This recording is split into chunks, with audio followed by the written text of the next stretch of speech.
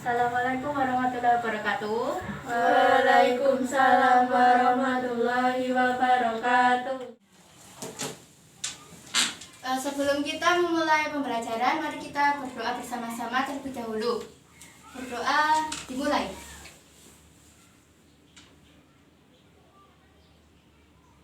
Berdoa selesai. Sekarang Ibu akan presensi terlebih dahulu. Sepertinya kok ada yang tidak masuk ya. Coba. Melani Hadir. hadir. Melinda Tidak hadir. hadir. Izin atau sakit? Sakit. Izin. Neisha Hadir. Shiva Tidak hadir. izin sakit? Izin. Izin. Sari Hadir. Ayah Hadir. yang nggak hadir itu berarti 2 ya, izin. Ya.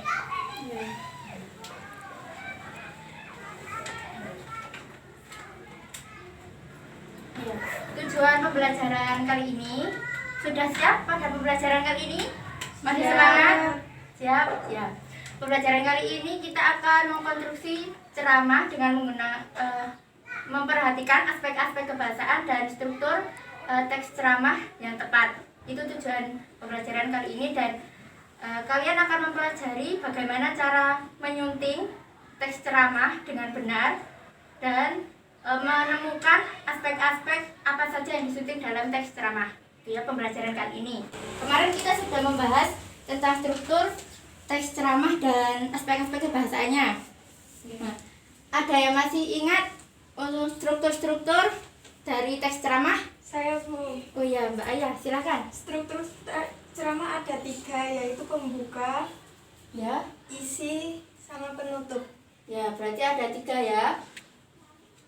Pembuka, isi, dan penutup. Nah, di dalam pembuka, isi, penutup ini ada isi masing-masingnya. Siapa yang masih ingat isinya apa saja? Saya Bu. Ya, silakan. Biasanya disampaikan isu, permasalahan, pandangan penulis Bu. Kalau bagian isi ada pendapat-pendapat dan fakta. Ada simpulan atau macam-macam.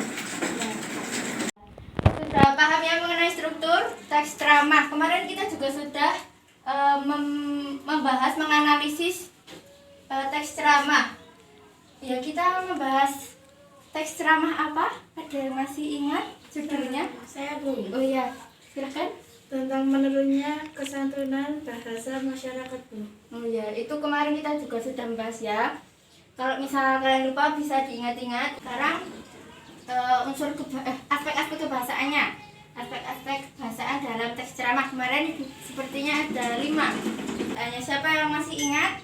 Boleh Saya, baca catatan? Ya, silakan Bu Nelon.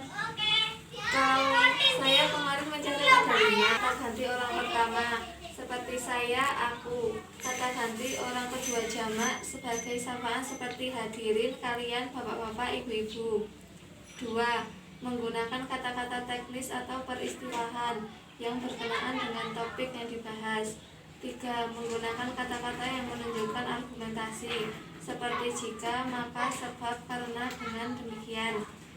4. Menggunakan kata-kata kerja mental seperti diharapkan, memprihatinkan. 5. Menggunakan kata-kata persuasif seperti hendaklah, sebaiknya, diharapkan. Ya, tadi sudah benar ya, ada sekiranya 5 aspek kebahasaan dalam teks ceramah. Di sini Ibu akan menjelaskan bagaimana cara membuat teks ceramah atau teks ceramah yang baik dan tepat. Itu ada 4 tahapan. Bisa dicatat juga, silakan. Yang pertama itu menentukan topik. Ada yang tahu topik itu apa? Tidak Bu. Tidak. Oh ya. Topik itu inti utama dari tulisan yang akan kita buat atau teks yang akan kita buat. Misal saja kita akan membuat topik teks ceramah dengan topik lingkungan hidup. Itu kan lingkungan hidup itu kan masih luas topiknya. Nanti kalian bisa judulnya itu kan lebih sempit. Judulnya mungkin kalian bisa, kalau lingkungan hidup misal lingkungan yang ada di sekolahan, itu nanti kebersihan di lingkungan sekolah. Itu nanti kan teks ceramahnya itu tentang kebersihan yang ada di sekolah tuh. Tapi ini lebih ke topiknya, kalian mencari topik-topik itu bisa topik mengenai pengalaman, hobi, pekerjaan atau keagamaan, itu juga bisa dibuat teks ceramah. Yang kedua itu menentukan tujuan. Nah, tujuan di sini itu ada dua, tujuan umum dan tujuan khusus. Tujuan umum itu ada 3. Yang pertama itu informatif. Tujuan informatif. Informatif itu kalau kalian mendengar informatif itu ingatnya apa? Informatif. Informasi. Nah, informasi, memberitahu gitu ya, memberitahu. Berarti ya benar, tujuan teks ceramah kalau informatif berarti memberitahu pendengar atau menambah pengetahuan pendengar. Yang kedua itu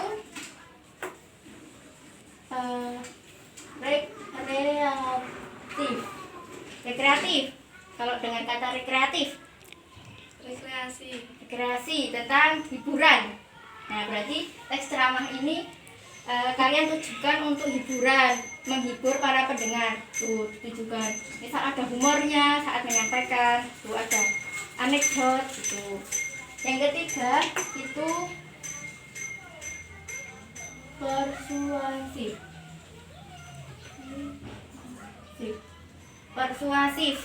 persuasif itu tujuannya untuk membujuk.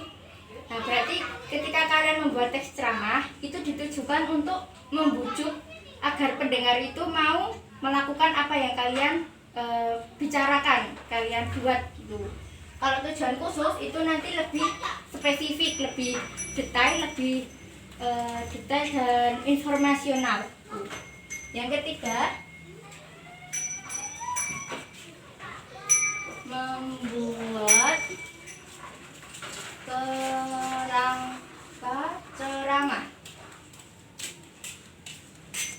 kerangka ceramah. Kerangka itu apa? Bagian-bagian. Nah, membuat kerangka ceramah itu berarti kalian membuat bagian-bagian dari teks ceramah yang akan dibuat. Misal, kerangka ini juga harus ada isi dari pembuka, isi penutup. Jadi nggak cuma kalian asal-asalan membuat kerangka, cuma inti-intinya saja, tetapi harus disesuaikan dengan struktur teks ceramah yang tadi sudah dibahas ya. Yang keempat itu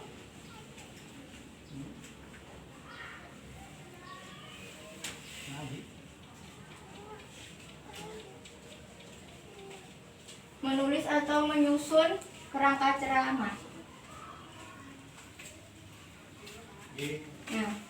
Nah, ketika kalian sudah membuat kerangka ceramah, itu kerangka itu disusun sedetail mungkin. Kalau kerangka itu kan hanya poin-poinnya, poin-poin. Berarti pada tahap keempat ini kalian membuat lebih rinci, lebih apa yang kalian sampaikan itu lebih luas di sini. Mungkin ini ketika kalian mau membuat itu ya teks ceramah, bisa diingat-ingat. Sudah ditulis? Sudah. Ada yang mau ditanyakan? Saya ingin bertanya, Bu. Oh ya, silakan. Apa saja aspek-aspek yang perlu disunting dalam teks ceramah itu? Aspek-aspek yang disunting dalam teks ceramah. Terima kasih Mbak pertanyaannya. Itu untuk tugas kalian ya, tugas cari aspek-aspek yang disunting dalam teks ceramah. Nanti kalian mencari apa saja. Kalian diskusi saja satu bangku. Diskusi kelompok, diskusikan itu, diskusikan jawabannya apa saja. Nanti ini Ibu sudah menyiapkan teks ceramahnya. Karena terbatasnya waktu, mungkin ini sudah disiapkan. Enggak.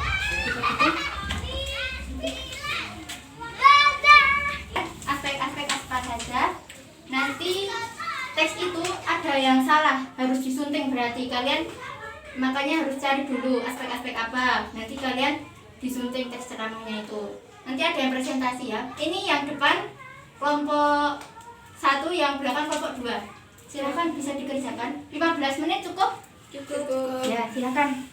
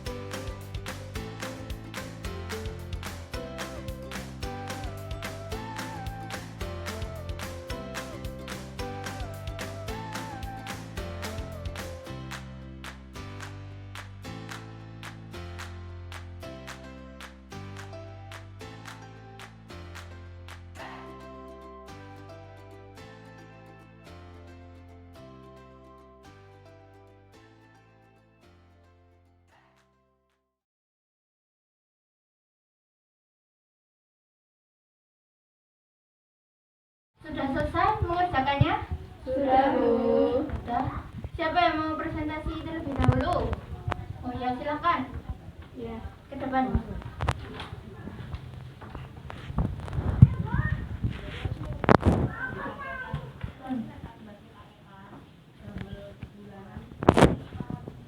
Assalamualaikum warahmatullahi wabarakatuh.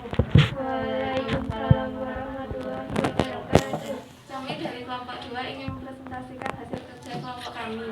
Sebelumnya kami akan memperkenalkan diri. Perkenalkan, nama saya Melani. Perkenalkan, nama saya Sari. Sebelumnya saya akan membacakan teks yang akan kami sunting, yang berjudul Budaya Tepat Waktu. Selamat pagi, salam sejahtera untuk kita semua. Senang sekali dapat melihat Bapak, Ibu, Saudara sekalian dalam keadaan sehat dan ceria. Di hari yang cerah ini, mari kita senantiasa bersyukur kehadiran Tuhan Yang Maha Esa. Terima kasih atas kesempatan dan kepercayaan yang telah diberikan pada saya untuk berceramah di akhir pagi ini. Pada kesempatan hari ini, izinkan saya menyampaikan mengenai budaya tepat waktu.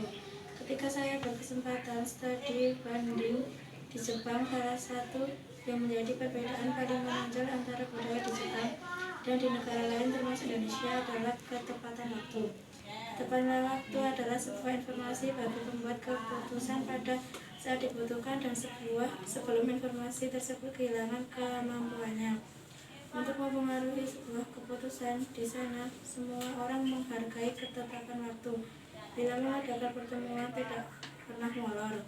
Beda dengan di sini, pertemuan pukul 7, panitia datang setengah 8. Pesertanya datang pukul 9. Saya rasa kebiasaan ini perlu dirubah. Saya menyinggung Jepang hanya sebagai contoh saja, bukan maksud saya untuk menjelekan atau merendahkan. Kita ambil contoh yang baik dan menjadikannya sebagai refleksi atas kehidupan kita sehari-hari. Marilah kita sama-sama ubah kebiasaan jam karet. Saya yakin Bapak, Ibu, Saudara sekalian bisa memakluminya. Demikian yang dapat saya sampaikan. Mohon maaf bila ada salah kata atau pendapat saya yang kurang berkenan. Semoga kita semua senantiasa diberi kesehatan. Selamat pagi dan salam sejahtera. Dan ini hasil suntik dari kita berdua. Kata bersyukur seharusnya menggunakan Y. Kata Jepang seharusnya menggunakan huruf besar karena nama negara. Huruf studi seharusnya memakai I. Dan ketepatan waktu itu tidak padu dengan kalimat sebelumnya. Sekian presentasi dari kami. Wassalamualaikum warahmatullahi wabarakatuh. Waalaikumsalam warahmatullahi wabarakatuh. Sekarang bisa lanjut kelompok 1 ya. Silakan bisa mempresentasikannya.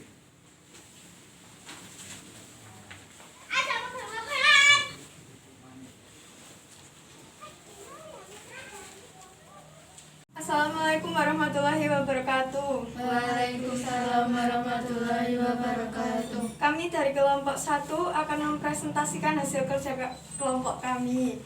Sebelum itu kami akan memperkenalkan diri kami terlebih dahulu. Saya Asriyata Mayaka Putri. Saya Nisha. Saya akan membaca teks ceramah dengan judul Budaya Tepat Waktu. Selamat pagi, salam sejahtera untuk kita semua. Senang sekali dapat melihat Bapak, Ibu, Saudara sekalian dalam keadaan sehat dan ceria. Di hari yang cerah ini, mari kita senantiasa bersyukur kehadirat Tuhan Yang Maha Esa. Terima kasih atas kesempatan dan kepercayaan yang telah diberikan pada saya untuk mengisi ceramah di apel pagi ini. Pada kesempatan kali ini, izinkan saya menyampaikan mengenai budaya tepat waktu. Ketika saya berkesempatan studi banding di Jepang, salah satu yang menjadi perbedaan paling menonjol antara budaya di Jepang dan di negara lain, termasuk Indonesia, adalah ketepatan waktu.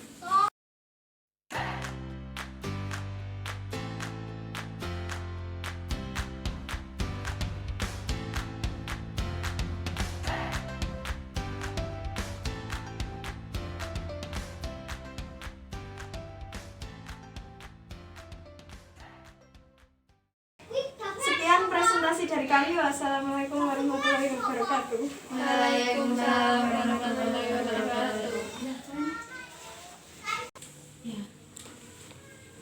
Terima kasih sudah mempresentasikan hasil suntingannya.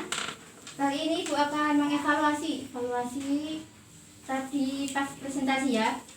Mungkin yang pertama itu suaranya harus lebih keras lagi. Tidak apa-apa kan, melatih kepercayaan diri kalian dalam misal ketika besok kalian disuruh untuk berbicara di depan audiens yang lainnya, itu bisa percaya diri. Ini kan ketika kalian belajar ini juga belajar untuk public speaking, berbicara di depan publik.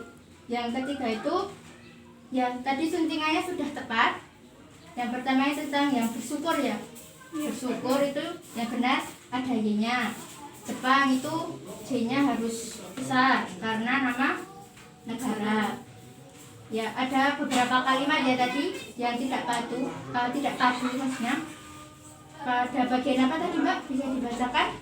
Yang tidak Ketepatan padu. waktu. Tolong bacakan yang lengkapnya.